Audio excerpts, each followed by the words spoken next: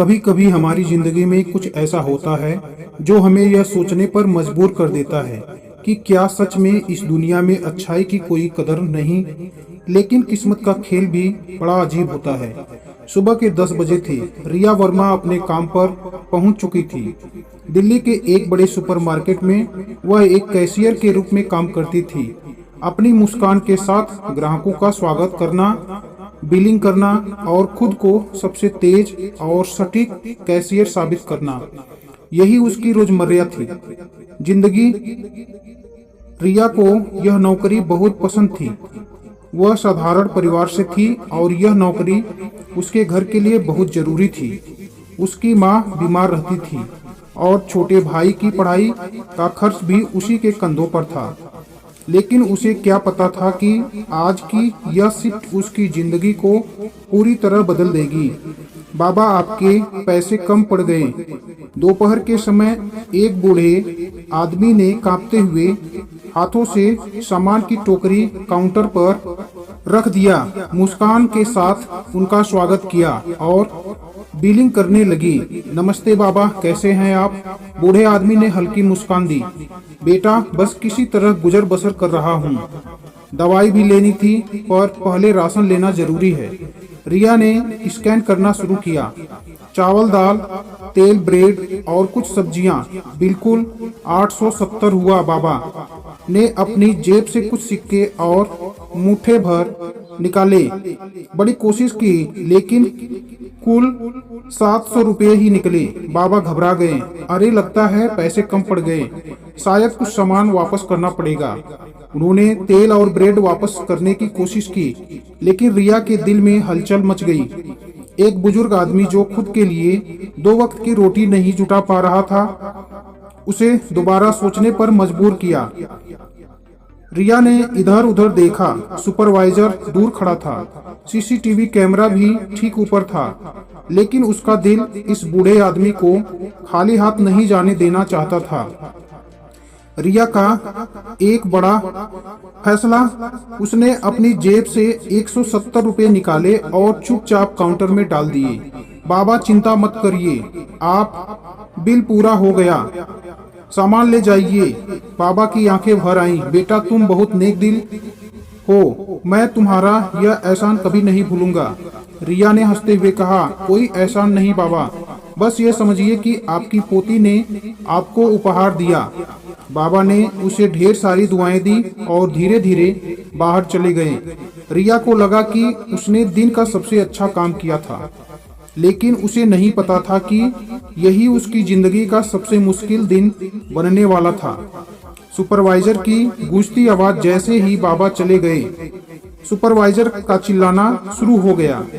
रिया, तुमने अभी क्या किया? रिया घबरा गई। सर, मैंने बस। तुमने किसी ग्राहक का बिल अपनी जेब से चुकाया क्या? तुम्हें कंपनी की पॉलिसी का कोई अंदाजा भी है? रिया हड़बड़ा गई। सर, वह बाबा बहुत परेशान थे।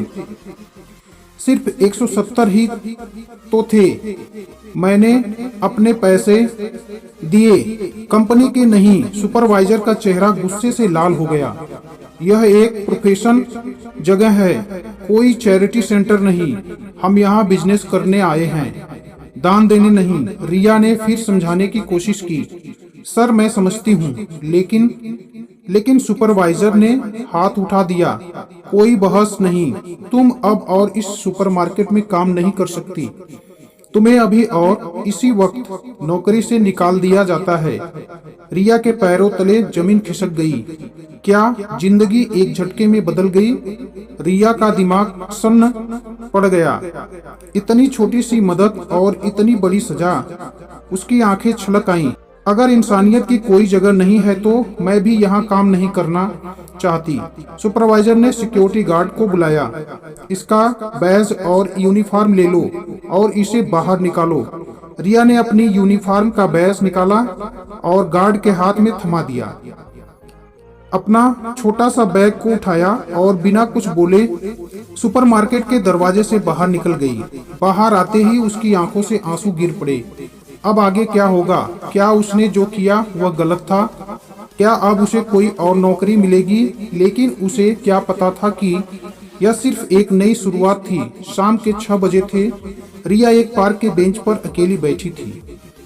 उसकी आंखों में आंसू थे, लेकिन वह उन्हें गिरने नहीं दे रही थी। एक छोटी सी मदद के बदले मेरी पूरी नौकरी चली गई, वह खुद से ही सवाल कर रही थी। वह सोच रही थी कि अब आगे क्या करे। घर जाकर माँ को क्या बताएगी, भाई की पढ़ाई का खर्च कैसे उठाएगी, क्या कोई और नौकरी मिलेगी इतनी जल्दी। तभी उसके फोन की घंटी बजी। स्क्रीन पर माँ का नाम चमक रहा था। उसने कांपते हुए फोन उठाया। हेलो माँ। माँ की आवाज आई, बेटा तू ठीक तो है? तेरा चेहरा बहुत बुझा हुआ लग रहा था। सुबह सब ठीक तो है? रिया ने गहरी सांस ली। हाँ माँ, सब ठीक है, बस आज का दिन थोड़ा अजीब था। वह माँ को सच बताना चाहती थी, लेकिन वह नहीं चाहती थी कि माँ चिंता करे। ठीक है बेटा, जल्दी घर आ जाना, मैंने तेरा पसंदीदा खाना बनाया है, रिया ने जबरदस्ती मुस्कान के साथ कहा। हाँ माँ, बस थोड़ी देर में आ रही हूँ। फोन काटने के बाद उसकी आंखों से एक और आंसू टपक पड़ा। क्या सच में सब ठीक था? अचानक एक गाड़ी उसके सामने रुकी। रिया अभी भी अपने ख्यालों में गुम थी। तभी उसके सामने एक महंगी गाड़ी आकर रुकी। उसे एक जाना पहचाना चेहरा दिखा, वही बाबा जिन्हें उसने सुबह मदद की थी। बाबा ने उसे देखा और कहा, बेटा तू यहाँ इस तरह क्यों बैठी है, क्या हुआ? रिया हिचक गई। नहीं बाबा, बस यूं ही। बाबा ने गहरी सांस ली और कहा, बेटा मुझे सच सच बता, सुबह से तुझे ढूंढ रहा हूँ। रिया ने सिर झुका लिया और धीरे से बोली, बाबा आज मुझे मेरी नौकरी से निकाल दिया गया, इसलिए क्योंकि मैंने आपकी मदद कर दी थी। बाबा के चेहरे पर चिंता की लकीरें उभर आई। क्या सिर्फ 170 की मदद करने के लिए? रिया ने सिर हिलाया। हाँ बाबा, मेरे सुपरवाइजर को यह पसंद नहीं आया। उन्होंने कहा कि सुपरमार्केट बिजनेस करने के लिए है, चैरिटी के लिए नहीं। बाबा कुछ देर तक चुप रहे, फिर हल्की मुस्कान आई उनके चेहरे पर। बेटा तुझे क्या लगता है, तूने जो किया वह गलत था? रिया ने तुरंत जवाब दिया, नहीं बाबा, मुझे लगता है मैंने सही किया, लेकिन इस दुनिया में शायद अच्छाई की कोई कदर नहीं।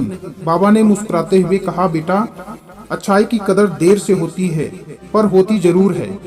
तभी बाबा ने एक ऐसा खुलासा किया जिसे सुनकर रिया के पैरों तले जमीन खिसक गई। सुपरमार्केट ने तुझे निकाला वह मेरा ही है। रिया के चेहरे पर हैरानी थी। क्या? बाबा ने गहरी सांस ली और कहा, हाँ बेटा, मैं वही आदमी हूँ जिसने वह सुपरमार्केट 25 साल पहले शुरू किया था, लेकिन कुछ सालों से मेरा स्वास्थ्य ठीक नहीं रहा। अब मेरा बेटा और मैनेजर ही पूरा काम देखते हैं। रिया को यकीन नहीं हो रहा था। तो इसका मतलब है कि आप इस पूरे सुपरमार्केट के मालिक हैं? बाबा हंस पड़े। हाँ बेटा, और तूने जिस इंसान की मदद की वह कोई आम आदमी नहीं, बल्कि उसी कंपनी का मालिक है। रिया की आंखों में आंसू आ गए। बाबा मुझे नहीं पता था, मुझे बस लगा कि आपको मदद की जरूरत है। बाबा ने प्यार से उसके सिर पर हाथ रखा। यही तो तेरा सबसे बड़ा गुण है बेटा, तूने बिना किसी लालच के मेरी मदद की, और अब मैं तुझे इसका इनाम देना चाहता हूँ। अब से तू इसी सुपरमार्केट की नई मैनेजर होगी। रिया को लगा कि उसके कानों ने कुछ गलत सुना है। क्या? सिर हिलाया। हाँ बेटा, मैंने फैसला कर लिया है। जिस लड़की को मैंने आज मदद करते देखा वही इस सुपरमार्केट की असली लायक मैनेजर बन सकती है। रिया अब भी यकीन नहीं कर पा रही थी। लेकिन बाबा, मेरा तो कोई अनुभव भी नहीं है। बाबा मुस्कुराए। तेरे पास दिल है, ईमानदारी है और लोगों की मदद करने का जज्बा है। एक अच्छे लीडर में यही गुण होने चाहिए। रिया की आंखों में खुशी के आंसू छलक आए। उसकी जिंदगी में एक ही दिन में कितना कुछ बदल गया था। सुबह उसे नौकरी से निकाल दिया गया था और अब वह वही कंपनी उसे मैनेजर बना रही थी। बाबा ने मुस्कुराते हुए कहा, कल से तू अपनी नई नौकरी ज्वाइन करके, और हाँ, तेरे सुपरवाइजर को भी समझाने का वक्त आ गया है। अब यह जगह इंसानियत और ईमानदारी के लिए जानी जाएगी। अगले दिन रिया उसी सुपरमार्केट में फिर से पहुंची। लेकिन इस बार वह एक कैशियर नहीं थी, वह सुपरमार्केट की नई मैनेजर थी। जब उसके सुपरवाइजर ने उसे देखा तो वह हैरान रह गया। तुम यहाँ क्या कर रही हो रिया? मुस्कुराई और कहा, मैं अब से यहाँ की नई मैनेजर हूँ और सबसे पहले मैं यहाँ की पॉलिसी बदलने जा रही हूँ। सुपरवाइजर का चेहरा पीला पड़ गया, लेकिन बाबा ने आगे बढ़कर कहा, अब से इस सुपरमार्केट में इंसानियत की भी जगह होगी। अगर कोई जरूरतमंद आता है तो उसे इज्जत दी जाएगी, ना कि धक्के मारकर निकाला जाएगा। रिया ने गहरी सांस ली और कहा, यह मेरी जिंदगी का सबसे बड़ा सबक था कि अच्छाई कभी बेकार नहीं जाती। अच्छाई का फल देर से मिलता है, लेकिन जरूर मिलता है। रिया की मेहनत और ईमानदारी ने उसे एक नई पहचान दिलाई। जो लड़की कल तक नौकरी के लिए परेशान थी, वह आज पूरे सुपरमार्केट की मालिक की सबसे बड़ी भरोसेमंद बनी। इस कहानी से हमें यह सीख मिलती है कि अगर आप दिल से अच्छे हैं और सही काम करते हैं तो दुनिया आपको जरूर पहचानती है। अगर आपको यह कहानी पसंद आई तो हमारे चैनल को लाइक, सब्सक्राइब और अपने मित्रों के साथ जरूर शेयर करें, क्योंकि अच्छाई का फल देर से मिलता है, लेकिन जरूर मिलता है।